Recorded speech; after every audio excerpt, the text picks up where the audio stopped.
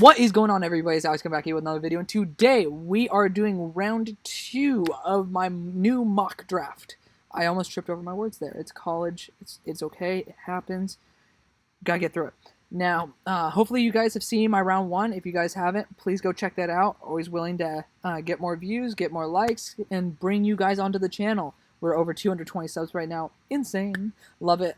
So yeah, hit that like. Drop a comment down below, talk with this amazing community that we're developing here, and hit the subscribe button, hit the notification bell because I make content almost every single day. I try my best. It's college. It's college, everybody. So let's rock and roll. Gonna give you guys a quick little, you guys can just see it. I'm not gonna really explain it, but we had a lot of quarterbacks going right here. Have 5 quarterbacks in the first round. That's pretty insane, right? So yeah, I mean, 4 quarterbacks in the top 10. That is pretty insane.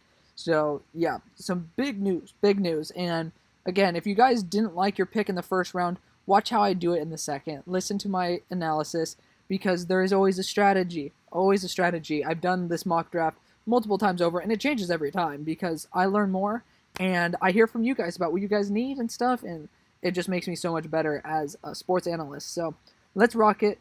Jets, your number 3 pick in the draft. Where have you gone? You have gone with both Travis Etienne and Trevor Lawrence. You guys are doing a great job there. And your left tackle spot is secured. So I don't really know about getting Jackson Carman. Like, we could be going and being kind of cute, getting 3 Clemson players. But I think Jalen Mayfield's going to be fitting a better right tackle spot. And, you know, he has all the raw talent in the world. And you guys are pretty good at drafting raw talent. So, I mean, it's definitely an option here.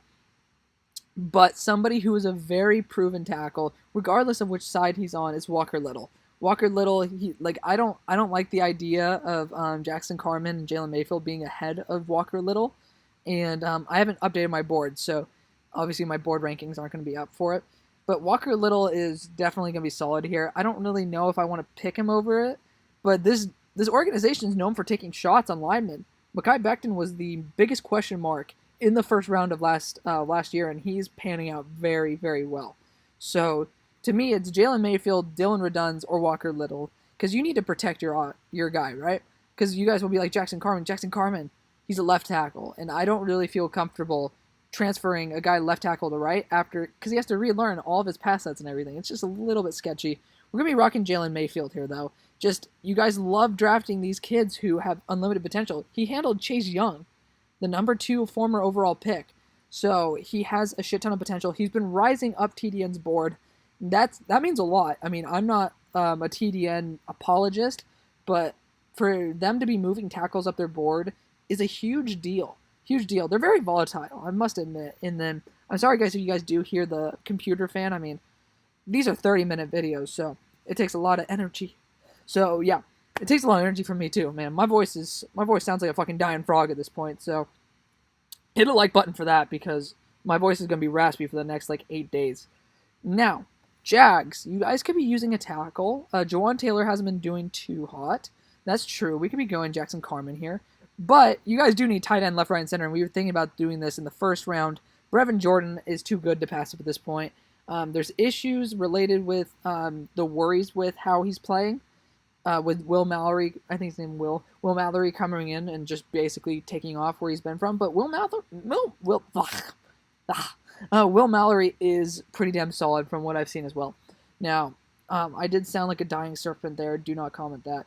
Next, we have the Cowboys. Man, I kind of feel bad about Terrence Marshall falling. I'm going to be honest with you guys. Terrence Marshall is a stud. Cowboys, you guys need cornerback like it's no other.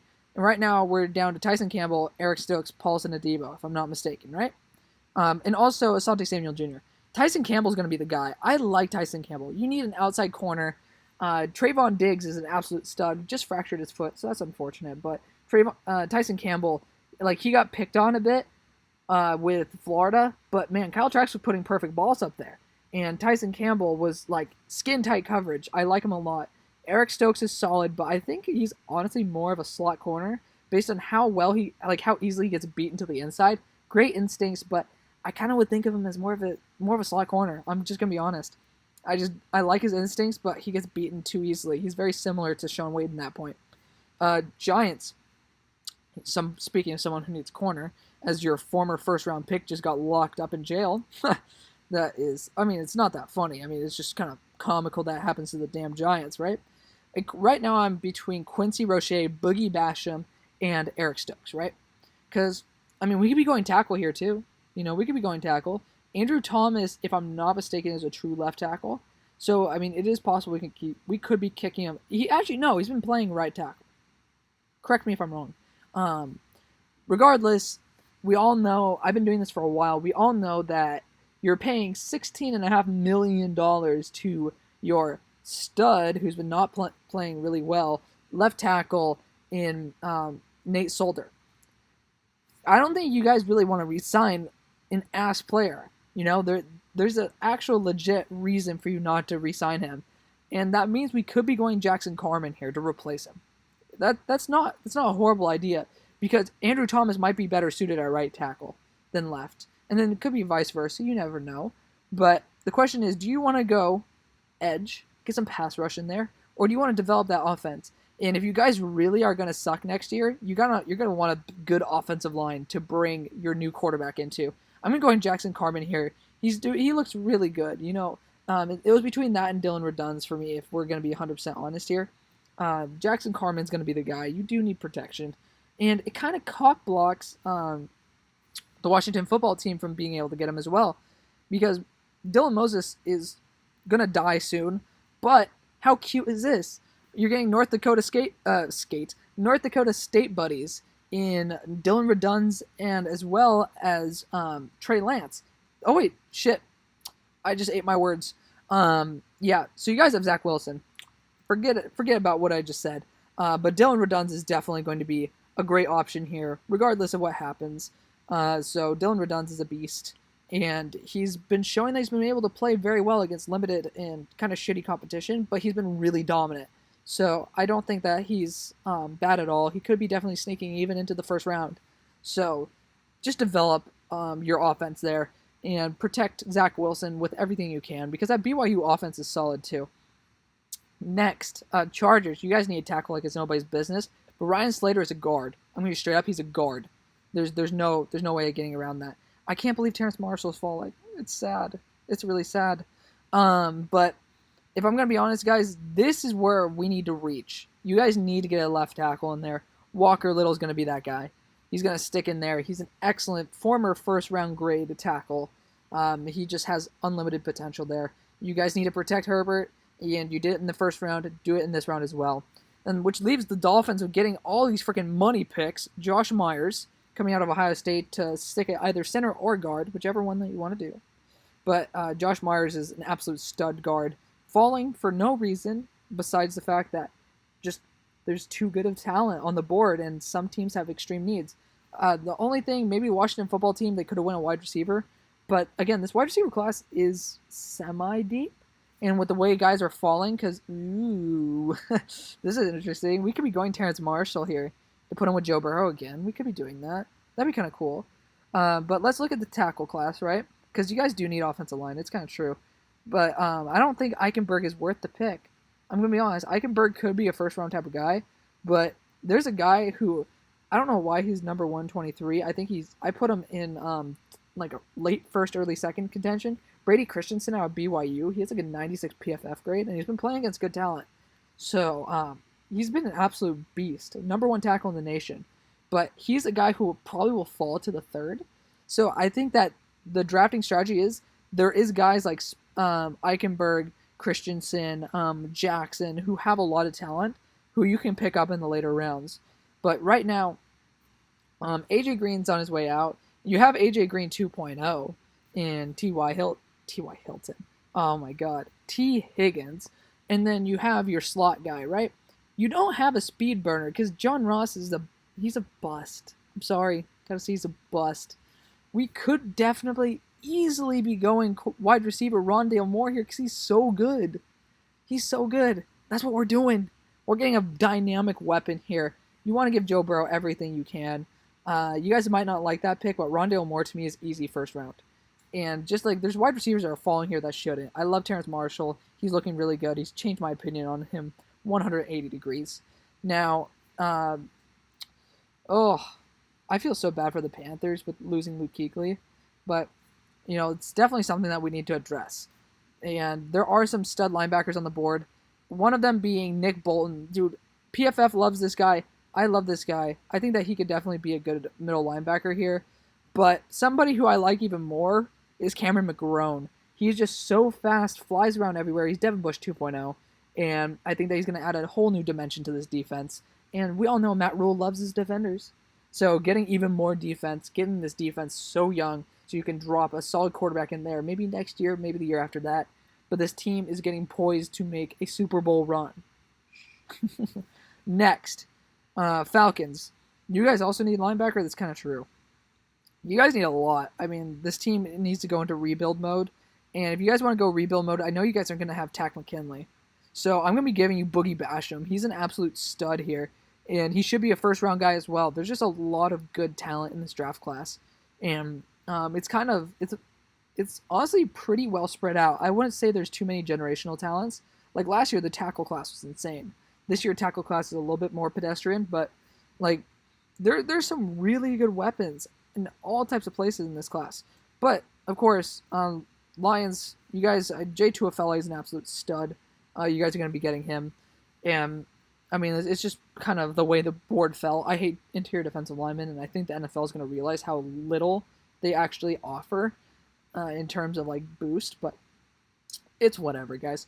Jaguars, if you guys are trying to build a solid team, you guys do need a solid safety. Trayvon Moerig's been playing out of his damn mind. Damn mind. He has, I think, 7 pass breakups on, like, freaking, like, 14 targets. Like, this dude has been balling, 15 targets. This dude's been balling out. He could be a first-round safety type stuff. He was, I think, number 1 or number 2 safety in the nation last year, and he's showing it again. Very, very stable safety, and he's playing in the Big 12, playing against solid talent, especially even against Texas, where they have very good weapons on the outside. Trayvon Moerig, an absolute weapon. And man, God forbid this happens, but the Patriots get Terrence Marshall Jr. Again, we have some stud players falling here, and I don't like it. If I'm going to be honest, I don't like it, but it is what it is. And Broncos, I don't know. Do you think Von Miller's going to die? No, but apart from Brandon Marshall, you guys haven't had a solid middle linebacker. Nick Bolton is an absolute stud, and he's athletic freak, great in coverage, even though this TDN says he's not. I think he really is, and he has just unlimited potential. Watch the Georgia game. Really damn good play from him. Now, Niners. I'm going to be drafting Ryan Slater here, but Ryan Slater transitions to the NFL as a guard. He just doesn't transition very well as a tackle. So you're going to be getting him in as a guard. You guys do need safety, I will admit, but again, I think you need to protect whatever. Like the safety class is not that great. People will defend the safety class. Javon Holland is a jack of all trades, master of none. Like that's not really what you need on a Super Bowl contending team. You kind of need like a stud safety, and I think that's something you can get with your cap. Getting a solid guard, and like Ryan Slater is a great tackle too. You can kick him out if you need to. I think that's what you need to do. Just load it up and protect Jimmy G, protect whoever the fuck you put back there. Because his team's stacked, and you might as well just do whatever you can to protect your quarterback. I know you guys probably wanted Javon Holland or Paris Ford. Paris Ford is just a freaking wrecking ball. I don't really like him that much.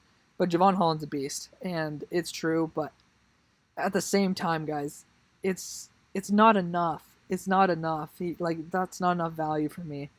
He's just fallen off quite a bit. And after seeing the Pac-12 play, he didn't really do too hot either. He was late to coming over to the ball. So I really think that he'd be more of a liability and might not even start on this team. Bears.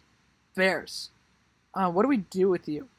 Do you need a slot corner? No, I think Buster Screen's a solid slot. And you guys hit it on all your corners. So I think you're good on that department, right? Do you need edge? No, not really. You do need a quarterback, but I don't think there's not enough value at quarterback. It's like running back, we could be definitely pairing up Montgomery with Najee and then as well as Tariq, but I think that's just oversaturating that backfield. We could be going on the interior, though. Akeem Hicks doesn't always survive every season. Marvin Wilson has unlimited potential. A boring pick, because you guys probably want a quarterback, but there's nothing there. Like, what do you guys want? You guys want fucking Tanner Morgan? I'm sorry, I'm a little bit salty because they denied him being able to come on the show, but he's not a second round quarterback to me anymore. And Desmond Ridder, no, I've watched him play so many times. Mac Jones, no, he's a scheme guy. Alabama, I don't see it. So there's just not enough value. You might as well protect your quarterback and then help bolster that defense with some younger talent. Browns, you guys always love to get these stud slot corners. I mean, stud players that fall in the draft. I'm giving you guys Eric Stokes. I mean, he's just too good to pass up. It's just too good to pass up. Colts, you guys could be going a lot of different routes, in my opinion, but edge could definitely be one of them. You know, you guys could be going quarterback. Again, just had this conversation with the Bears. Cornerback, we kind of just took... Asante Samuel Jr. is a solid press corner. We could definitely be going that way. Wide receiver, I don't think there's enough value with like Amon-Ra St. Brown. I mean, we could be pairing him up, Michael Pittman and Amon-Ra. That'd be pretty solid. That'd be kind of cool. Chris Olave, a good weapon. But, I think it's like, honestly, Quincy Roche is too good to pass up. And you have Kamoko Toure there. You do have... I don't know how long Justin Houston's going to last. That's my problem. I don't know how long he's going to last. And Kamoko Toure is, to me, I don't really like him that much. But we're going to respect it. You don't need Najee. You don't really need interior defensive line. We are going to be going to Asante Samuel Jr. here. Xavier Rhodes is not a long-term answer here. And being able to add Asante Samuel Jr. kind of cock blocks the Eagles from being able to get a solid corner. But it allows them to get Paris Ford. Paris Ford's going to be the guy here. Sneaking into a lot of first-round mocks. Paris Ford's a wrecking ball. And the Eagles love their big hitters. Brian Dawkins, he was just a monster hammer. So Paris Ford has unlimited potential. Eagles fans, I get pretty damn excited. If you get Jeremiah Owusu-Komora and Paris Ford, that could definitely flip the fate of your defense.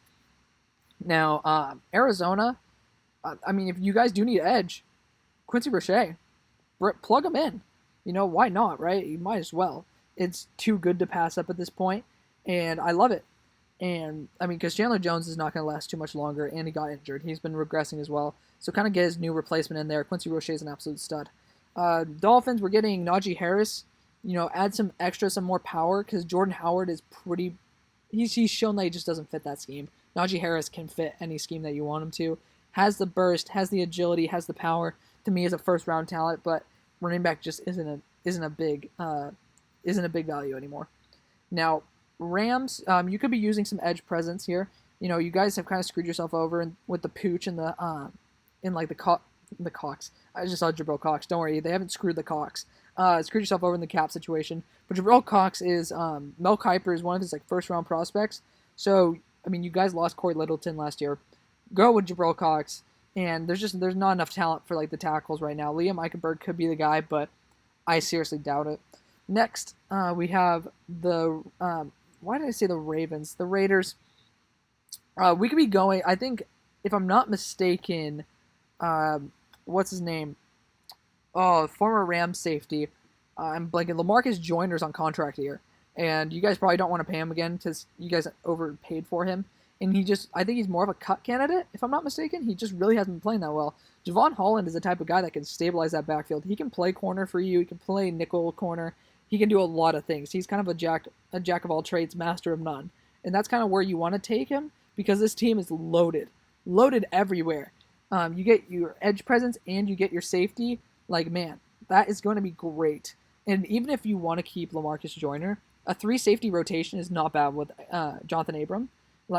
This could look pretty damn good. They could be contending for the AFC West with a very, very stacked division. Next, Titans. Now, interior defensive line, can you imagine having Jalen Tweeman pairing up with, why do I blank on his name every freaking time? Ugh, it's annoying, guys. It's college. Jeffrey Simmons, thank you, God. Jeffrey Simmons is an absolute stud. Pairing him up with Jalen Tweeman, who some people hint him at being a first-round defensive tackle, that could be that could be pretty damn good.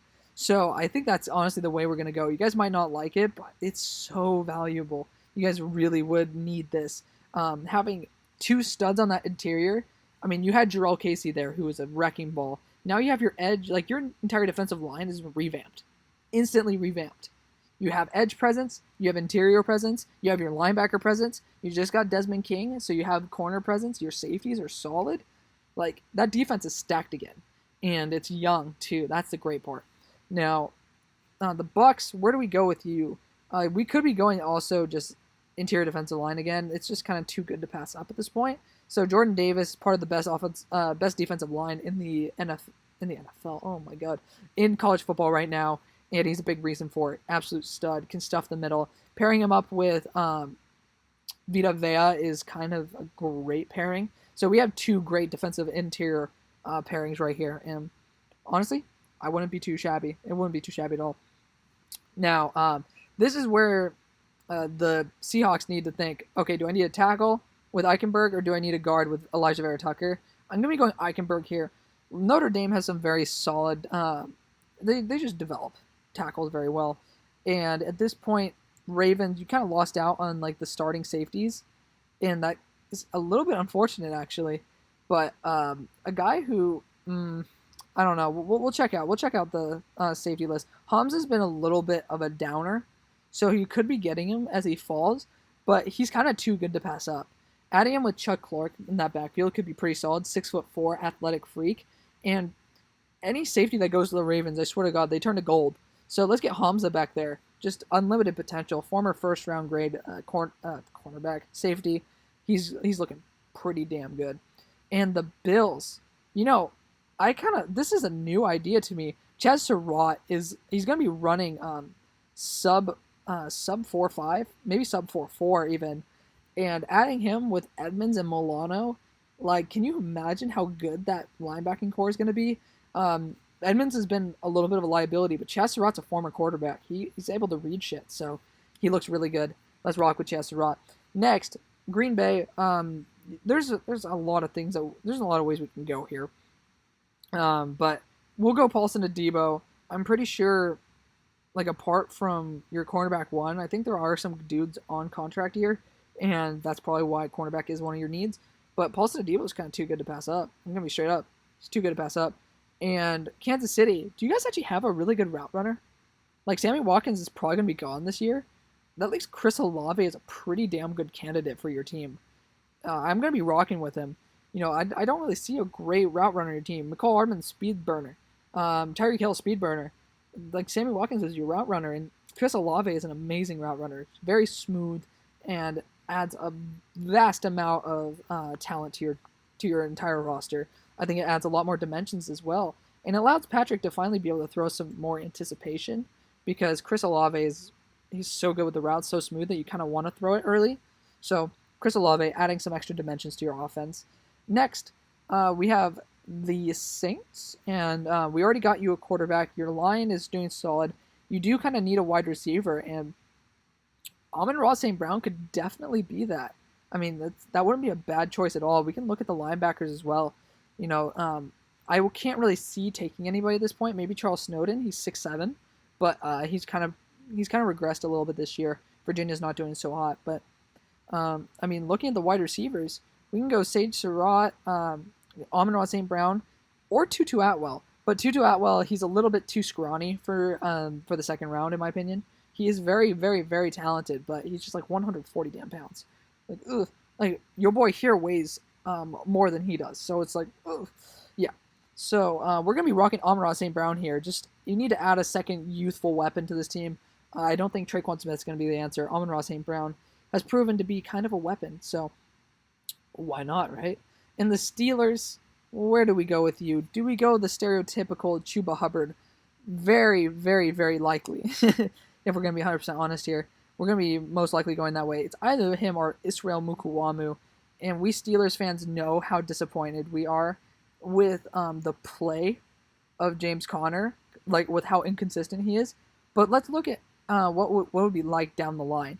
And I think a guy like Mohamed Ibrahim would be honestly a better value in the 4th, and maybe a Demetric Felton in like the 6th. Like, if you guys want to go for that, I think maybe that would be the best route. And the reason I'm saying this is not because, Chuba's not worth this pick. He is. But there's an excellent option with an extremely high value, like extremely high ceiling, with a 6'4" corner in Israel Mukuwamu that we can add to this team. Hayden's just not. He just can't last forever. And Israel Mukuamu, it's a stacked corner core, but he has time to develop. That's the key. He's a boundary corner, lots of speed, lots of agility, and learning on a Steeler team is going to be so useful for him to develop his skills. And I think that he can play really damn well in the scheme. So that is the draft. I never thought that the Steelers could get Mukuamu, and they probably won't in the real draft because, of course, I got this draft completely wrong when draft day comes. Every single mock draft you'll see, there's like a 0% chance of it working out. There's trades, everything. Trades I've learned are just a kind of pain in the ass in this unless I'm having like 3 hours to record, which, I mean, you and I both don't want to sit through that. But yeah, this is the draft, guys. Let me know what you guys think. It was one lengthy draft, but it was actually a really fun draft. I feel a lot more confident about this one. Again, there's some picks here that you guys are probably going to get pissed off at, but it is what it is, guys. This is the NFL. You have your needs, and there is positional value. And there are some dudes who fell really far, and your team's prospered for it. So thank you guys so much for watching. Hit that subscribe button. Hit the notification bell. I'll see you on the far side. Peace.